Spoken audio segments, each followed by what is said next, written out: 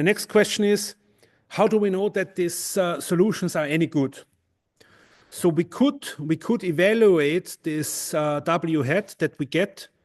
So this W hat superscript I is one part of this W hat vector. We get this W hat I by reading out the chunks of this W hat vector that I talked about before. How do we know that they're useful? Well, we could evaluate the local loss, but the local loss can be misleading. So the local loss that we get can be equal to 0, but still the model parameters that we got are not useful at all. This is overfitting. So we can suffer from overfitting.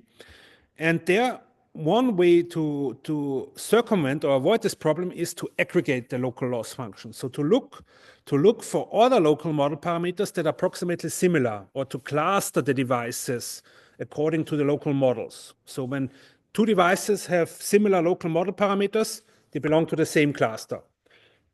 And we can also get then this ego cluster or local cluster from the perspective of node I by pooling together all nodes that have similar trained model parameters as node I.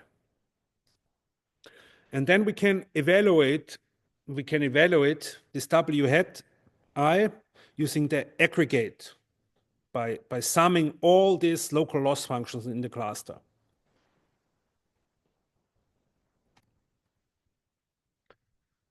Okay, so what about this cluster structure?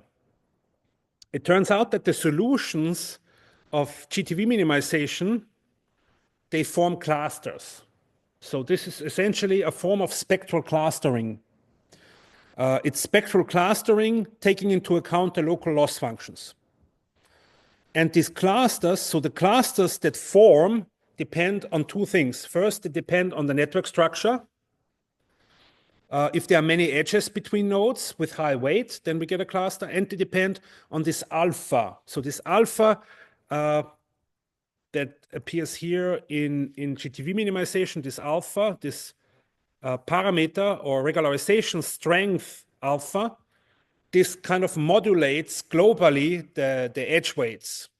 So it's like a global extra factor that makes the edge weights larger or smaller. And when we make them very large, the clusters become larger and larger. At some point, when we use a very, very large alpha, the solutions of GTV minimization will be almost identical at each node. So we train the same model at all nodes if we make alpha large enough.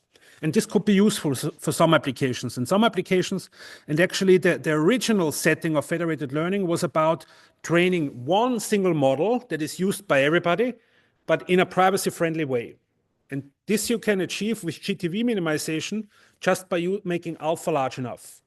Making alpha large enough results in solutions in local model parameters that are almost the same at each node. So you train essentially the same model at all nodes, but in a privacy-friendly way, because you solve, in a distributed fashion, you solve this optimization problem.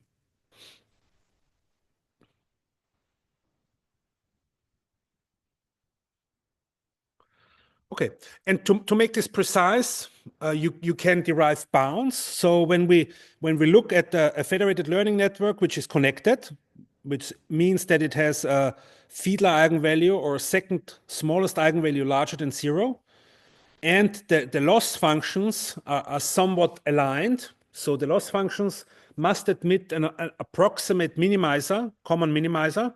This is what this assumption says. So there is one choice of model parameters such that it minimizes approximately all the local loss functions. Then if you solve GTV minimization, it turns out that the solutions are very tightly grouped around the average of the model parameters.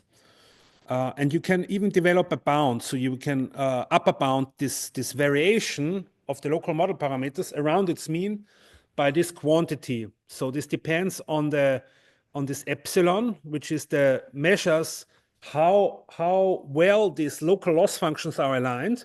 So if all nodes would have the same local loss function, then this epsilon would be 0. But typically, the local loss functions, they are a bit different because they are constructed from local data sets that might have sampling noise in them. So they are a bit misaligned, and this misalignment is covered or captured by this epsilon. The smaller the epsilon here, the smaller the epsilon, and we can assure this condition means that the better aligned are the local loss functions. So for a small epsilon, this deviation is small. On the other hand, if we make alpha very large, if we pump up this GTVmin parameter alpha, we can flatten out or ironing out, so to say, the local model parameters. So they become more and more concentrated around their mean, which means there's no variation between local models anymore. Okay, any questions at this point?